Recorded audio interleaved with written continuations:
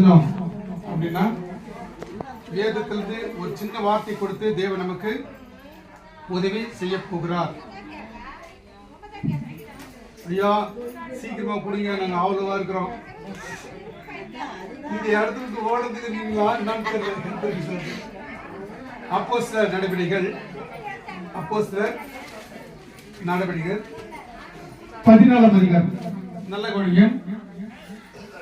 பவுல் பேசுகிறதை கேட்டுக் கொண்டிருந்தான்.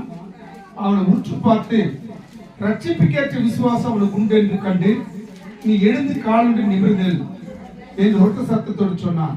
உடனே அவன் குதித்து எழுந்து நடந்தான். ஜெபம். அன்பும் இறக்குடைய ஆண்டவரே கர்த்தாவே, இந்த வார்த்தை விவரித்து தன்னை கேட்டுக்கொண்டு வானத்தை பூமி படைத்த இயேசு கிறிஸ்து நாமத்திலே நல்ல பிதாவே, ஆமென்.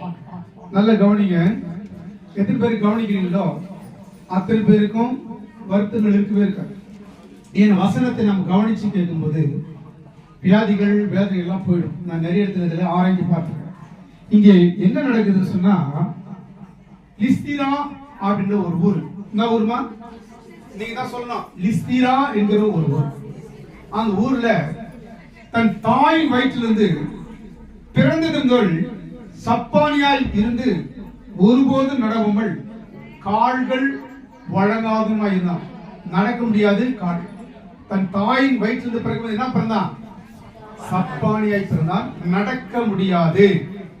இன்னைக்கு நிறைய பேர் சொல்றாங்க, ஐயா எழுந்தா உட்கார முடியலையா, உட்கார்ந்தா எழுந்துக்க முடியல, காலை எழுந்து அந்த காலை வச்சு நான் வைக்க முடியல, அப்படியே பிடிச்சிக்கிட்டீங்க சொல்றீங்களாமா? அது எல்லாமே போயிடும். சொல்றீங்க உண்மை. இங்கே நான் பார்க்கும் பொழுது இப்ப சில ஐயா உட்காரவே முடியல, எங்களுக்கு இடுப்பெல்லாம் விட்டு போகுது. விடவே விடாது. தேவன் நம்மோடு இருக்கு. விசுவாசிக்கிறீங்களா? நம்மோடு இருக்கிற தேவன் பெரியவர். இங்கே நான் பார்க்கப்படும் பொழுது பிறந்தது முதல் சப்பானியா இருந்து ஒருபோது நடமல் கால்கள் வளர்ந்து உட்கார்ந்து பவுல் பேசுகிறதை கேட்டுக் கொண்டிருந்தார். பவுல் என்கிற ஒரு ஊழியக்காரர், பவுல் என்கிற ஒரு தேவ மனுஷன், அவர் என்ன பேசுறார் அதை கேட்டுட்டே இருந்தார். அப்போ கேட்டுக்கொண்டிருக்கும் பொழுது அவன் உற்று பார்த்தான். இப்ப எனக்கு தெரியும் யாரெல்லாம் உண்மையா ஆண்டு வார்த்தை கேட்கறீங்க நல்லா தெரியுது. அவன் உற்று பார்த்து, இவன் தன் தாயின் வயிற்றிலிருந்து பிறந்தது முதல் சப்பானியா இருந்தவன்.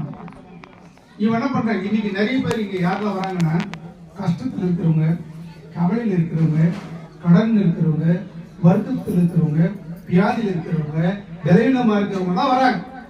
வசதியான வருவானா? எனக்கு எல்லாமே இருக்கு. ஆனா